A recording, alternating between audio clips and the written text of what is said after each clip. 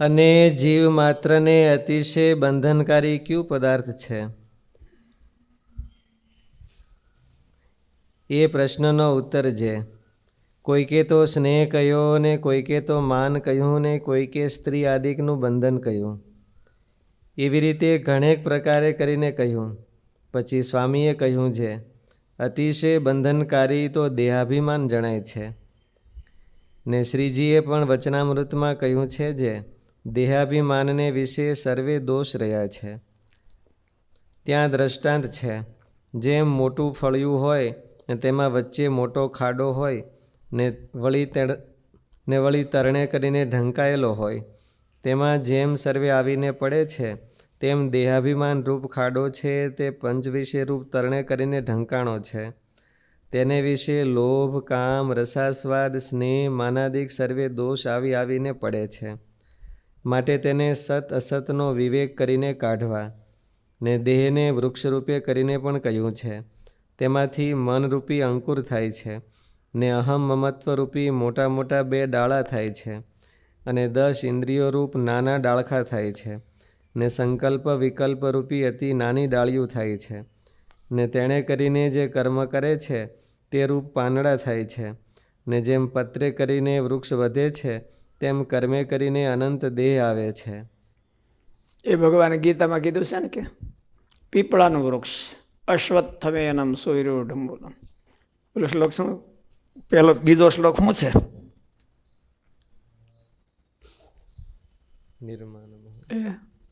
પીપળાનું ઝાડ ઉર્ધ્વમૂલમ મદશાખમ અશ્વત્થમ પ્રાહુરવ્યમ છંદાંસી યસ્ય પૂર્ણાની યસ્તમ વેદ સ વેદવિદ અધશ્ચ ઉર્ધ્વમ પ્રસુતા તસ્ય શાખા ગુણ પ્રવૃદ્ધા વિષય પ્રવાલા અધશ્ચ મૂલાની અનુસંતતાની કર્માનુબંધીની મનુષ્ય લોકે. કે તતઃ પદમ તત્પરિમાર્ગ અસંગ શસ્ત્રેણ દ્રઢેન ચિત્વા. એને કાપી નાખો. ગીતામાં ભગવાને પીપળાનું વૃક્ષનું દ્રષ્ટાંત દીધું છે. આમાં સ્વામીએ ખાલી ઝાડનું દ્રષ્ટાંત દીધું છે. દેહાભિમાન. દેહાભિમાન શું કહેવાય?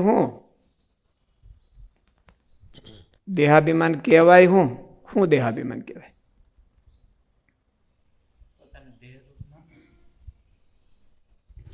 તો પોતાનું દેહરૂપ માનવો તો દેહાભિમાન તમે શું કહો? તમે શું ધારો છો દેહાભિમાન?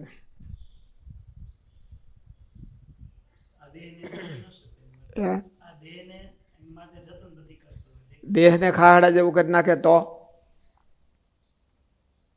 દેહને પોતાનું માન્યું ન કહેવાય.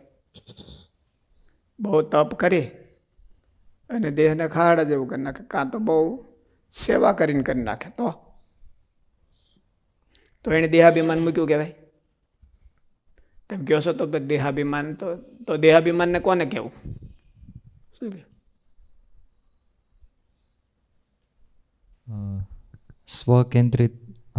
સ્વકેન્દ્રિત બધું વિચાર ને વલણ ને એવું હોય, એમાં સૂક્ષ્મ દેહ હોતે આવી જાય તો દેહાભિમાન.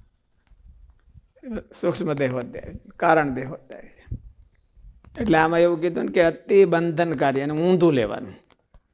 બંધનકારી શું કીધું? હું મારું બહુ સુપર છે એવું માની લેવું અને એને કે નમતું જોખવું જ નહીં, એ દેહાભિમાન છે. દેહાભિમાન એટલે બીજું કે નકર તપસ્વી માણસો હોય એ દેહને તો બહુ દુઃખ દેતા હોય છે અને દેહને શોષણ ખૂબ કરતા હોય છે અને દેહની ગણતરી જ કાંઈ ન રાખતા હોય. કોઈ માણસ અતિ સેવા કરે અને હાવ દેહને ખાહડા જેવું કરી નાખે તો બધા એ દેહને કષ્ટ જ આપનારા છે. તો એને દેહાભિમાન વયું ગયું કહેવાય ને. પણ એવું જાય? એવું જાતું નથી. એટલે હું ને મારું એ મૂકવું એ દેહાભિમાન કહેવાય. હું શરીરમાં હોય અને મારું પદાર્થ પાનું એમાં હોય. આપણે શેમાં હોય? આપણે મારું શું છે? કઈ તમારું આપણે મારું શું કઈ છે જ નહીં. મૂકીને આવ્યા પછી આપણે મારું શું હોય? શું હોય? આપણે માન્યતાઓ હોય, પોતાના સદગુણો હોય, પોતાની સ્કિલ હોય, એમાં પોતાનું મમત્વ મૂકીને ભગવાનના ફેવરમાં કરવું એ દેહાભિમાન કહેવાય. પેલું એ ન થાય તો એ દેહાભિમાન કહેવાય, અને એ કરે તો એને દેહાભિમાન મૂક્યું કહેવાય. ખાલી દેહાભિમાન એટલે ખાલી દેહ જ એવું ન હોય, એમાં આપણી માન્યતાઓ હોતી દેહાભિમાનને. દેહાભિમાનમાંથી માન્યતાઓ પાંગરી છે, એટલે એને અવિદ્યા કયો, દેહાભિમાન કયો કે માયા કયો, એ ત્રણેયનો અર્થ એક છે. એટલે એ વધારે બધાને બંધનરૂપ છે. ખાલી શરીર છે એ બંધનરૂપ એવું નથી. ઘણી વખત શરીરને માણસ બહુ દમી શકતા હોય, શરીરનો ઘા કરીને સેવા હોતે કરી શકતા હોય, પણ વતાવ્યા ન થાય. વતાવ્યા ન થાય, એને રોકી ન એકાય, એને ફેરવી ન એકાય. તો આમાં દેહનો ઘા કર્યો, એને શું ઘા કર્યો? એને ફેરવી ન કે એને નક્કી કરી નાખ્યું હોય તો એ ભગવાન આવે તો એ ન ફરે. મહારાજે પાર્ષદો બધાય મા મહિનો ને પોહ મહિનાની ઠંડીમાં ગેલામાં જઈને બેહે. એ ઠંડુ પાણી જે બહુ હોય, આ તમારું માઘ સ્નાન એવું નહીં, માઘ સ્નાન તો એને પા ભાગે ન કહેવાય. પોહ મહિનાની ઠંડી ઝાપટતી હોય ને એમાં પાણીમાં પગ ન બોળાય એવું થાય. ત્યાં જઈને બેહે, કેટલા કેટલા ગળે ગળે સુધી પાણીમાં બેહે. એટલે મહારાજે કીધું કે હાલો હવે તમે ખૂબ તપ કર્યું, પૂરું કરી દો. મહિનો પૂરો, મહિનાનો નિયમ હોય ને,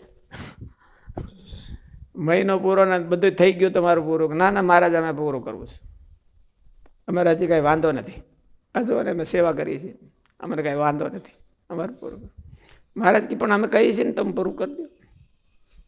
તો આગ્રહ કરીને કર્યું પૂરું કરવા હતું. તો એ દેહાભિમાન કેવું કે શું કેવું? તો દેહાભિમાન તો દેહને કંઈ વાંધો ન આવે એને કહેવાય ને. દેહને કંઈ કષ્ટ ન થવું જોઈએ, દેહને કંઈ વાંધો ન આવવો જોઈએ, એને દેહાભિમાન કહેવાય. શું કહેવાય? કેને કેવું? ગોટાળા જેવું છે. દેહને કાંઈ કષ્ટ ન થાય, દેહને કાંઈ વાંધો ન આવે, એને જ દેહાભિમાન કેવું? એ તો બરાબર છે, ન આવે એ તો બરાબર છે, એને આવવો જ જોઈએ વાંધો. પણ એને વાંધો ન આવે તો કઈ એને દેહાભિમાન મૂક્યું કહેવાય? એટલે બહુ ગોટાળા જેવું છે. એટલે એવું કીધું કે પંડિતમાં પંડિત રૂપે અને મૂર્ખમાં મૂર્ખ રૂપે, ભગતમાં ભગત રૂપે અને ભખળમાં ભખળ રૂપે. ભખળ શું ખબર છે? Vishwadarshan Swamiji, what is meaning of ભખળ?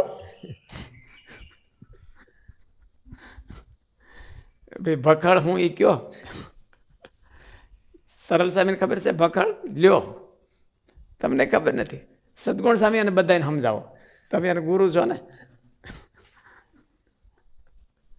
ભખળ હું એ કયો? એ ક્યારેક ક્યારેક ભખડપણું કરતા હોય એ કયો કે તમે આમ કર્યું તો એ ભખડ.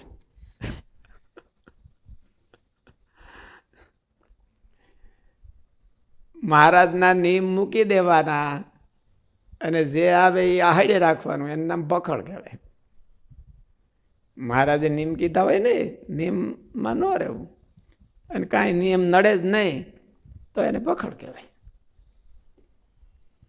એટલે ભગતમાં ભગત રૂપે અને ભખડમાં ભખડ રૂપે માયા રહી, દેહાભિમાન જો છે.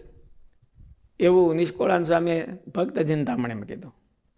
બેખ પંડિત મારું પિયર રે, ત્યાં રેવું મને ઓલું, ત્યાં અખંડ રહી કરી ઘર રે. ત્યાં ઠેકાણે બે ઠેકાણે મને બહુ મજા આવે છે, બૈરાઓ હોય ને એને ગઢા થાય તો પિયરમાં જવાનો બહુ શોખ હોય, ત્યાં એનું માન સન્માન થાય. આ તો બધા લોહી પીવે ને બટકા ભરતા હોય. એટલે તો ભેખ અને પંડિતમાં માયાની પૂજા થાય અને માયાનું સન્માન થાય, માયાને હાર પહેરાવે અને હારા હારા સીધા સામાન મળે. તો માયાને પછી ત્યાં બીજી ક્યાં ગમે જો કયો, તમને અહીં થોડુંક હરખું આવી ગયું હોય, હેઠે આવી ગયું હોય જ્યાં, અને ત્યાંથી પછી કોઈક ઉચકાવે તો કેટલું બધું મુશ્કેલી થઈ જાય. એટલે માયાએ એવું કીધું, ભેખ પંડિત મારું પિયર, ત્યાં હું અખંડ રેપ. ઓલે પણ ગ્રહસ્થમાં હું લોહી બહુ પીવે બધાય, છોકરા બટકા ભરે, ઘરવાળું બટકા ભરે, માયા હોય એ જ બટકું ભરે. અને આને કોઈ બટકો જ ન ભરે, આને બધા પૂજા જ કરે, સન્માન જ કરે, હાર જ પહેરાવે, વાહ વાહ ખમ્મા ખમ્મા એવું જ કરે.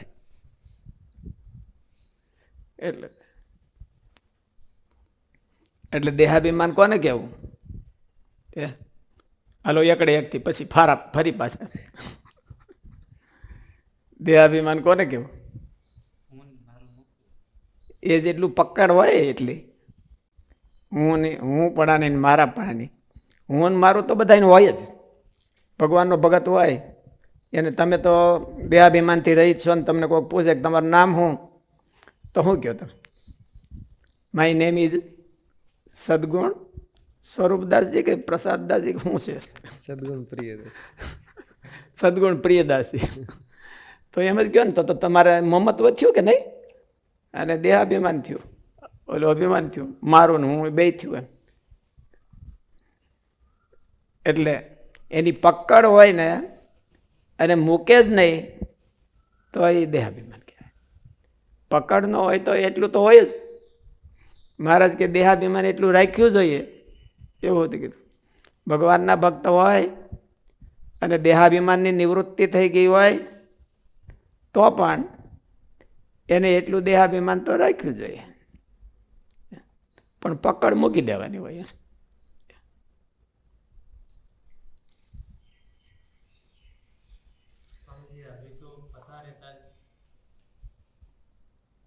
अभी तो पता रहता है, लेकिन जब सिचुएशन आता है तभी छूट नहीं पाता है और सिचुएशन जाने के बाद पछतावा होता है. तो पता अखंड रखने का है, वही तो सत्संग का फल है. जब मरते तब तक पता रखना, ऐसा ये तो डिसाइड करने का है. सत्संग में क्या करना? वैसे बैठना माला घुमाना. तो सत्संग में ये डिसाइड करने का कि जब तक मरते तब तक ये पता रखना. इस અને દેહાભિમાનને ટાળવાનો શું ઉપાય છે? અહંમત્વને ટાળવાનો ઉપાય દેહાભિમાનને ટાળવાનો ઉપાય કે જુદો? અહમ મમત્વને ટાળવાનો ઉપાય એ જ દેહાભિમાનને ટાળવાનો ઉપાય કે એનો કંઈ અલગ છે? દેહાભિમાનને ટાળવાનો ઉપાય દેહાભિમાનને ટાળવાનો એ જ ઉપાય. અહમ મમત્વ ટાળે એટલે દેહાભિમાન ટળી ગયું કહેવાય. એ જ ઉપાય કહેવાય. એને બે પ્રકાર કહેવાનો. એક તો મૂકવાનું હોય ને મૂકતા શીખવું, અને દેહાભિમાન હોય અને ભગવાનની સેવામાં ઉપયોગ કરતા શીખવું. એટલે ભગવાનની સેવામાં ઉપયોગ થાય અને મૂકવાનું હોય ને મૂકે તો દેહાભિમાન ટળે, ધીરે ધીરે ટળી જાય. પછી એને મનમાં એમ થાય કે આપણે મુક્ત થયા છે, એવું મહારાજે કીધું. પછી એને મનમાં એમ થાય કે મને બંધન હતું જ નહીં ક્યારે, એવું એને મુક્ત ભાવ આવે. એટલે મૂકી શકે તો મુક્ત ભાવ આવે. ખાલી સેવામાં જોડી દે દેહને તોય પણ દેહાભિમાન ટળે નહીં. અને ખાલી બધાને પાસે મૂકી દે, જે કે એમ હા હાયા કરે, પણ દેહને કારહો ન આવવા દે તો પણ દેહાભિમાન ન મૂક્યું કહેવાય. એ તો કાંઈ પોતાના નથી એટલે બધાની હાયા કરે છે. જેમ કેમ તમે કહો આમ તો આમ આમ આમ, પણ દેહને કારહો આવવા દેવા માગતા નથી. અને કોઈક દેહને બહુ કારહો લેવા આપતા હોય પણ પોતાની પકડ મૂકે નહીં, પકડાઈ ગયું હોય એને હું કહું મેં પકડ્યું એ જ બરાબર સાચું, તો ઓલા દેહને બહુ કારહો આપે છે તો પણ એ દેહાભિમાન ટળ્યું ન કહેવાય. એટલે આ બે પ્રકારે ટળે. એક તો ભગવાન આગળ ને ભગવાનના સાચા ભગત આગળ પણ પકડ હોય, અને કાં તો દેહને કાંઈ વાંધો ન આવવા દે. આ બે રીતે દેહાભિમાન પાંગરતું હોય. આમ ન જાય તો આમ ને આમ ન જાય તો આમ, જેની કોઈ રસ્તો મળે ને કોઈ ભાગે, ભીહટમાં ન આવે.